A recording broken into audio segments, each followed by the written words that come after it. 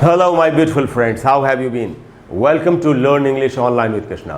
Learn English Online with Krishna में आपका स्वागत है दोस्तों किसी भी कंपैरेटिव एग्जाम को पास करने के लिए या करेक्ट इंग्लिश लिखने या बोलने के लिए हमको कॉमन एरर्स की जानकारी ज़रूर होनी चाहिए। किस वर्ड को कहाँ यूज़ करना चाहिए, उसकी मीनिंग क्या है, ये जानना बहुत ज़रूरी है। ख़ास करके एग्जाम्स को पास करने के लिए तो बहुत ज़्यादा ज़रूरी है।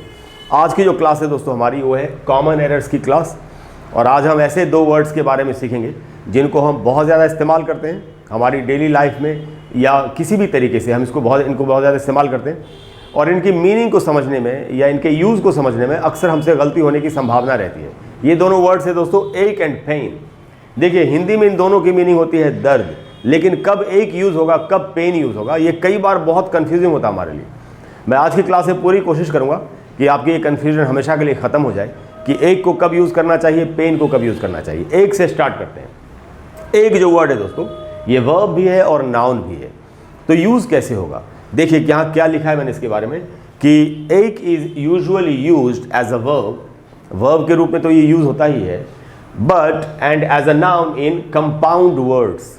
इसका मतलब क्या हुआ, इसका मतलब ये हुआ कि एक को वर्ब के रूप में तो आप यूज़ कर सकते हो, उसमें कोई दिक्कत नहीं है, इंडिपेंडेंटली यूज़ होगा सेंटेंस में, यानी एक अकेले एक वर्ब के रूप में।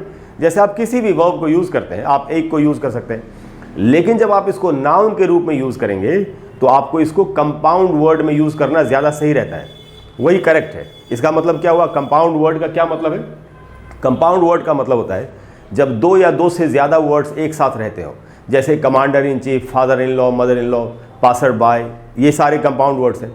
ये कहा जा रहा है वर्ब के रूप में आप इसको यूज़ करिए, कोई दिक्कत नहीं है, लेकिन जब नाउन के रूप में यूज़ करेंगे तो आपको इसको कंपाउंड वर्ड में यूज़ करना चाहिए। कैसे एग्जाम्पल से समझते हैं। पहला एग्जाम्पल वर्ब के रूप में है। देखिए यहाँ पर कहा जा रहा है कि आफ्टर द रन, कोई बता रहा है रन का मतलब है दौड़, किसी ने किसी दौड़ में भाग लिया था। After the run my legs were aching, मेरी टांगें दर्द कर रही थी। यहाँ पर एक वर्ब की तरह यूज़ हुआ, कोई दिक्कत नहीं है, लेकिन देखिए नाउन की तरह कैसे यूज़ करना चाहिए इसको।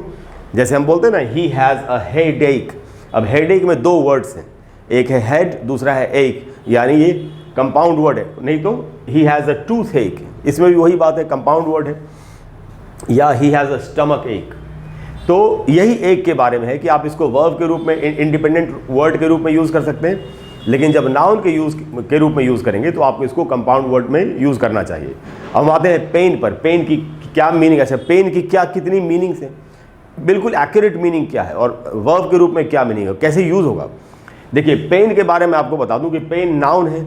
नाउन में ये काउंटेबल नाउन भी है, अनकाउंटेबल नाउन भी है। काउंटेबल का सी लिखा, अनकाउंटेबल का यू लिखा हुआ है। तो आपने अक्सर देखा होगा ही हैज़ अ पेन, ए भी लगा रहता है और नहीं भी लगा रहता है, तो कैसे यूज़ होगा। तो एक्चुअली ये काउंटेबल नाउन भी है, अनकाउंटेबल नाउन भी है, इसलिए आप इसको कैसे भी यूज़ कर सकते हैं। उसके बाद जो इसकी पहली मीनिंग है नाउन के रूप में वो क्या है, वो मीनिंग है दोस्तों a feeling of physical suffering. शारीरिक कष्ट अगर है किसी को तो वो उसकी मीनिंग है पहली, कॉज्ड बाय इंजरी और इलनेस, बीमारी के कारण, कोई दुर्घटना में जख्म लग जाने के कारण अगर किसी को तकलीफ हो रही है, दर्द हो रहा है, तो ये इसका नाउन के रूप में पहली इसकी मीनिंग है। देखिए सेंटेंस में कैसे यूज़ होगा, इसी मीनिंग में कैसे सेंटेंस यूज़ करेंगे। कोई किसी से पूछ रहा है आर यू इन पेन, क्या तुम्हें दर्द हो रहा है। अगर उसको चोट वगैरह लग गई है तो उसे पूछा जा रहा है आर यू इन पेन, क्या तुमको दर्द हो रहा है। नहीं तो किसी और के बारे में कहा गया कि he was in constant pain, उसको लगातार दर्द हो रहा था, चोट लग गई होगी किसी को, he was in constant pain. ये जो दोनों सेंटेंस हैं दोस्तों, आर यू इन पेन या he was in constant pain, इसमें जो पेन का मीनिंग है वो ये है कि जब फिजिकल इंजरी के कारण, शरीर में चोट लग जाने के कारण जो दर्द होता है वो इसकी एक मीनिंग है, और इसी मीनिंग में ये दोनों सेंटेंसेस बने। देखिए इसकी दूसरी मीनिंग क्या है नाउन के रूप में। दूसरी मीनिंग है दोस्तों इमोशनल और मेंटल सफरिंग। अगर भावनात्मक या मानसिक पीड़ा है, कोई भावनात्मक पीड़ा, किसी भावना के कारण कुछ किसी के जीवन में कुछ बुरा हो गया, तो अगर भावनात्मक, शरीर बिल्कुल सही है लेकिन अगर भावनात्मक पीड़ा है, इमोशनल डिस्ट्रेस अगर है या सफरिंग है, तो उसके लिए भी यूज़ होगा। इस मीनिंग में सेंटेंस में कैसे यूज़ करेंगे। देखिए एक एग्जाम्पल है, किसी के लिए कहा जा रहा है he is still in pen over the death of his child. भगवान ने करे किसी के बच्चे की मृत्यु हो गई थी, तो उसके लिए कहा जा रहा है कि अब वो अपने बच्चे की मृत्यु के कारण अभी भी बहुत ज़्यादा दर्द में है या तकलीफ में है या पीड़ा में है, ऐसे हम बोलते हैं। तो he is still in pen. अब ये जो पेन वर्ड यहाँ पर यूज़ हो रहा है, ये मेंटल सफरिंग के लिए या इमोशनल सफरिंग के लिए इस्तेमाल हो रहा है। तो he still in pen over the death of his child. तो दोस्तों नाउन के रूप में दो तरीके से इसकी मीनिंग को आप समझ सकते हैं, शारीरिक पीड़ा, दर्द या मानसिक पीड़ा। और यही वर्ड जब वर्ब होगा तब क्या मीनिंग होगी, वर्ब के रूप में इसकी मीनिंग होती है दोस्तों something that makes you feel, कोई भी ऐसी चीज़ जो जिससे आपको तकलीफ पहुंचती है, makes you feel sad and upset, कोई भी ऐसी चीज़ जिससे आपको दुख महसूस होता है या आप थोड़ा सा नाराज़ महसूस करते हैं, तो पेन का वर्ब के रूप में यही मीनिंग है। सेंटेंस में कैसे यूज़ होगा, देखिए एग्जाम्पल क्या लिखा है। कोई बता रहा है कि इट पेन्स मी यानी मुझे तकलीफ होती है इस बात से। किस बात से? It pains me to see animals being killed, जानवरों को जो मारा जा रहा है ये देख के मुझे बड़ी तकलीफ होती है। तो यहाँ जो तकलीफ हो रही है आदमी को, वो क्या चीज़ है? Something that makes you sad and upset. तो आदमी को पीड़ा हो रही है कि क्यों जानवरों को मारा जा रहा है, तो यही बात कोई कह रहा है। तो दोस्तों इसी तरीके से एक को और पेन को हमको यूज़ करना चाहिए। एक को वर्ब के रूप में इंडिपेंडेंटली आप यूज़ कर सकते हैं, कोई दिक्कत नहीं है। जब नाउन के रूप में यूज़ करेंगे तो कंपाउंड वर्ड में करना चाहिए। और पेन जो शारीरिक पीड़ा है उसके लिए भी यूज़ कर सकते हैं, जो मानसिक पीड़ा है उसके लिए भी यूज़ कर सकते हैं नाउन के रूप में।